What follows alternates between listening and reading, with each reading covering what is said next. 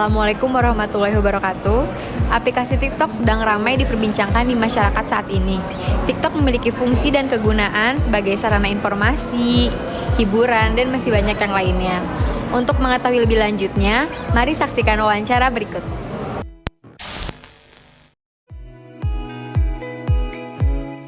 TikTok menurut pandangan saya saat ini suatu aplikasi yang cukup digandrungi oleh seluruh lapisan masyarakat ya. Dimana TikTok ini merupakan suatu aplikasi yang berbasis konten-konten yang menarik dan kreatif dan sangat diminati oleh kaum milenial. TikTok ini saat ini memang menjadi konsumsi hampir semua lapisan masyarakat ya, baik anak-anak, remaja, dewasa, bahkan ibu-ibu rumah tangga. Adapun pandangan pribadi saya terhadap TikTok, ada hal-hal yang memang harus punya filter yang cukup ketat ya, karena TikTok ini juga dikonsumsi oleh anak-anak yang berusia di bawah umur, dimana harapan kita untuk TikTok ini aplikasi yang harus ada nilai edukasinya, ada nilai pengalaman-pengalaman yang mengupload TikTok itu harus benar-benar positif gitu loh. Karena menurut saya ini sesuatu yang lagi booming sekarang. Bahkan kalau kita lihat hampir 2 miliar pengguna TikTok yang ada di seluruh dunia. Dan TikTok ini merupakan aplikasi yang cukup diminati ya. Dimana kalau saya sedikit baca license-nya, TikTok ini juga nomor 7 di dunia yang saat ini cukup diminati oleh seluruh masyarakat dunia ya, bukan hanya di Indonesia. Kemudian salah satu lagi, TikTok juga saat ini memang basis aplikasi yang diarahkan untuk orang-orang kaum milenial itu. Bahkan anak milenial dengan begitu mudahnya, begitu kreatifnya, begitu bagusnya bikin konten yang cukup menarik untuk membuat user atau kita sebagai pengguna TikTok juga cukup menikmati ya, cukup enjoy untuk melihat hasil konten-konten tersebut. Kekurangan dan kelebihan plus minus ya, namanya aplikasi itu tergantung dari sisi mana kita melihat perspektifnya gitu. Secara pertanyaan tadi perihal kekurangan, kalau saya lihat sendiri, saya juga pernah menggunakan dan melihat aplikasi TikTok, banyak hal-hal atau gambar-gambar yang memang harusnya disensor atau difilter. Tapi kalau saya lihat saat ini ada kecerobohan ya dari sistem yang ada itu, di mana gambar-gambar tersebut seharusnya sih tidak harus ditayangkan terlalu vulgar gitu. Karena pengguna TikTok ya baik lagi ya, bukan hanya kita remaja atau milenial, banyak anak-anak juga yang menggunakan aplikasi tersebut. Kelebihannya, salah satu konten atau saya lihat isi konten yang berdurasi pendek itu juga memberikan inspirasi buat semua penggunanya, di mana ada beberapa konten yang isi perihal bagaimana kita berusaha atau bekerja, kemudian ada isi konten perihal mengajak untuk masyarakat melakukan sesuatu yang positif yang bisa menghasilkan uang saat ini, kemudian juga memberikan pengalaman-pengalaman atau share pengalaman terhadap kita sebagai pengguna TikTok. Mudah-mudahan itu menjadi masukan yang berharga ya buat kita yang saat ini juga selaku pemakai selaku user yang menggunakan TikTok. Pengaruh TikTok terhadap program TV sedikit banyak ya berimpact lah ya, dimana kita kebetulan saya saat ini bekerja di salah satu media TV nasional terbesar di Indonesia ya, melihat efek domino dari pengguna TikTok ya sedikit banyak pasti akan mengganggu, dimana salah satu yang mengganggunya itu performance kita TV. Untuk ratingnya mungkin akan sedikit terganggu, karena orang-orang saat ini juga ada beberapa untuk melihat isi konten dari TikTok. Tapi nggak terlalu material ya kalau saya lihat, karena TV juga saat ini masih cukup digandrungi oleh seluruh audiens atau seluruh penduduk yang ada di Indonesia, dimana secara tidak langsung mengganggu tapi nggak terlalu signifikan. Dan juga kita sebagai penyelenggara media TV, di mana TV juga cukup bervariasi ya untuk penayangan program-program atau isi konten, walaupun secara historicalnya masih relatif sama ya. Saat ini kayak mini-seri, sport, kemudian news, entertain, ada variety show, ada komedian, kemudian ada konten-konten yang saat ini juga masih cukup bervariasi untuk kita tayangkan di media TV. Nah, impact-nya sebenarnya sih banyak orang yang memang melihat isi konten dari TikTok durasinya pendek dan kadang menarik, sehingga mereka akan terus searching untuk mencari hal-hal yang menurut mereka bisa menghibur ya, bisa ujung-ujungnya kita bisa menghibur diri, ketawa melihat isi konten tersebut. Itu yang sedikit japping ya atau beralih. Tapi durasinya ya baik lagi ya, durasi TikTok kan juga nggak panjang, kontennya walaupun kreatif, kita dibikin sesuatu yang cuma saat ini cuma sekitar 5-10 detik kan ya, atau 15 detik paling panjang, dan itu sudah menjadi bagian dari isi konten. Karena jujur aja kalau isi konten terlalu banyak dan tidak menarik, audiens juga dengan mudahnya memindahkan atau mencari channel-channel lain atau bisa japping beralih ke media atau aplikasi-aplikasi yang lain.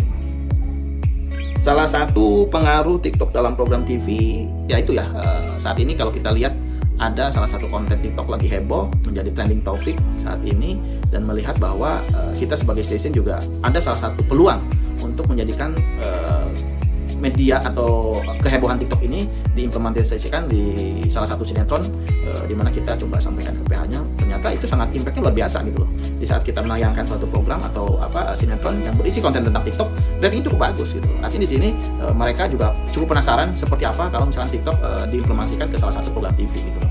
Dan saya lihat hasil rating kemarin pas kita nayangin konten perihal TikTok cukup bagus ya. Ada impact yang luar biasa lah terhadap media TV juga. Salah satu lagi mungkin saya tambahkan kelebihan dari aplikasi TikTok ini terhadap program TV. Ada salah satu yang di channel yang menjadikan konten TikTok itu menjadi konten dari atau bagian dari cerita yang ditayangkan di salah satu sinetron atau mega series ya. Nah itu juga berdampak positif ya buat salah satu program kita. Dan orang juga kadang karena lagi boomingnya ini TikTok, mereka penasaran apa sih isi kontennya gitu. Oh ternyata setelah kita implementasikan di sinetron yang durasi cukup panjang, orang juga penasaran. Bahkan itu menjadi salah satu trends info ya, menjadi informasi yang orang-orang unik apa sih sebenarnya gitu loh. Padahal kita dari pihak PH, production house ataupun station TV yang menayangkan, coba dong digali, diangkat kontennya perihal TikTok, dimasukin ke dalam satu ide cerita gitu loh. Itu salah satu sisi positifnya juga.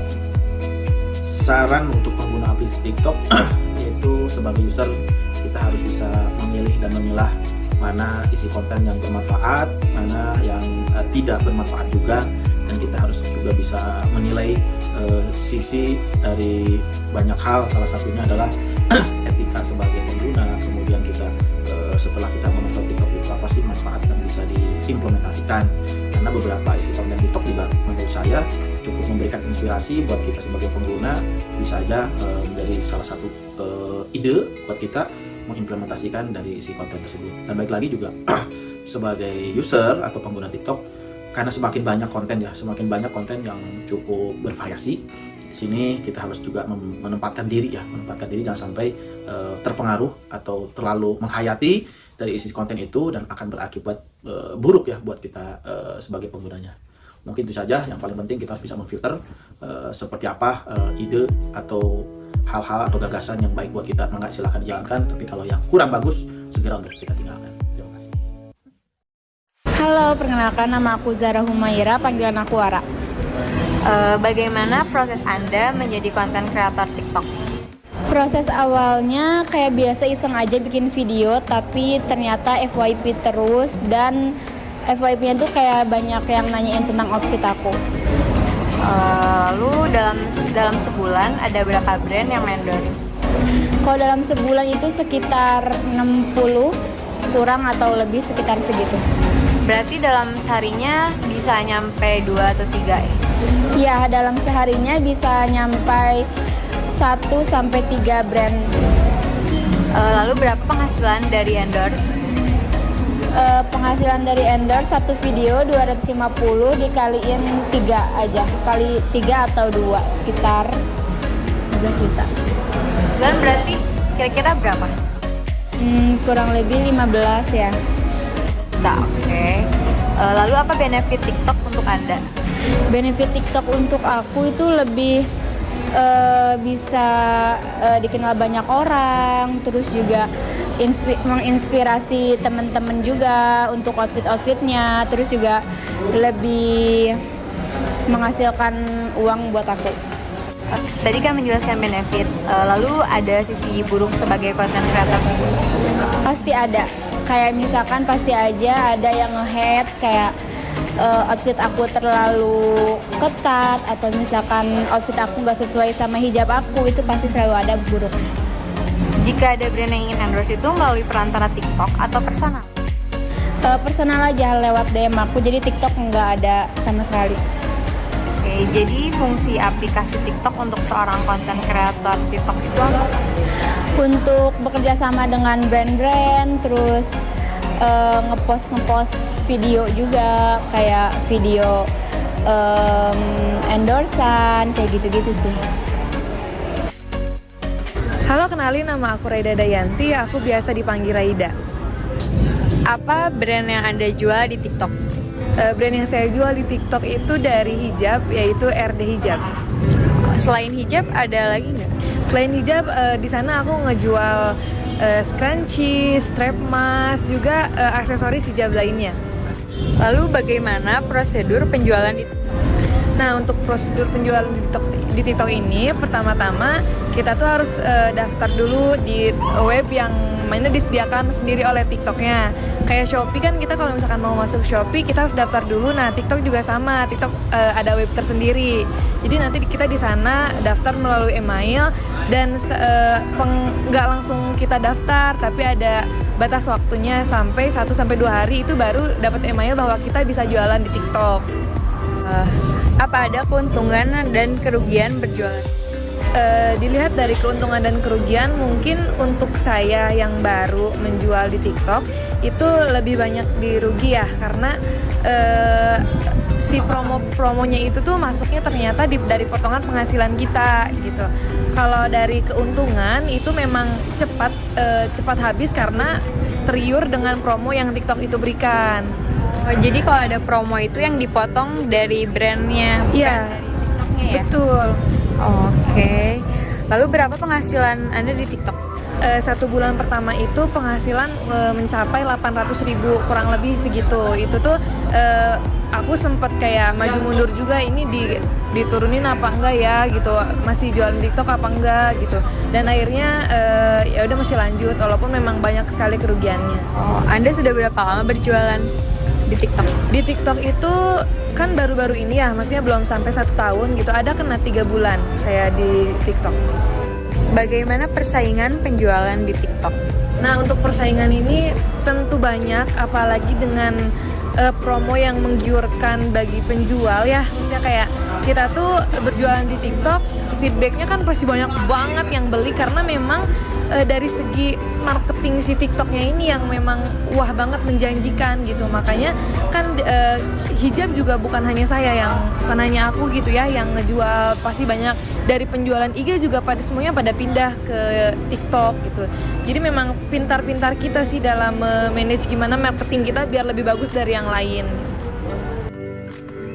Sekarang kami akan membahas pandangan atau opini kami mengenai aplikasi TikTok, tentang bagaimana efek aplikasi ini terhadap masyarakat. Kita mulai dari efek baik TikTok.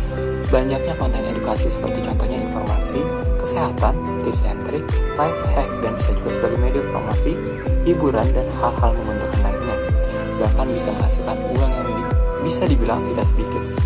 Akan tetapi di sisi lain kita tidak bisa mengindahkan bahwa ada efek buruk dari aplikasi ini yang dapat dicontoh oleh user yang tidak bijak dalam bersosial media. Saran kami sebagai mahasiswa milenial yang juga menggunakan aplikasi TikTok, agar masyarakat lebih bijak lagi dalam menggunakan aplikasi ini, salah satu caranya yaitu dengan memfilter konten mana sih yang baik dan yang tidak baik untuk ditonton atau diposting, lalu menjaga ketikan seperti menghindari hate comments, lalu research untuk memvalidasi suatu ungkapan atau opini sebelum memutuskan. Lalu bagaimana agar meningkatkan kesadaran pengguna agar lebih bijak dalam menggunakan media sosial TikTok? Nah, dari TikTok sendiri sudah menyediakan fitur peringatan terhadap kata-kata yang tidak pantas.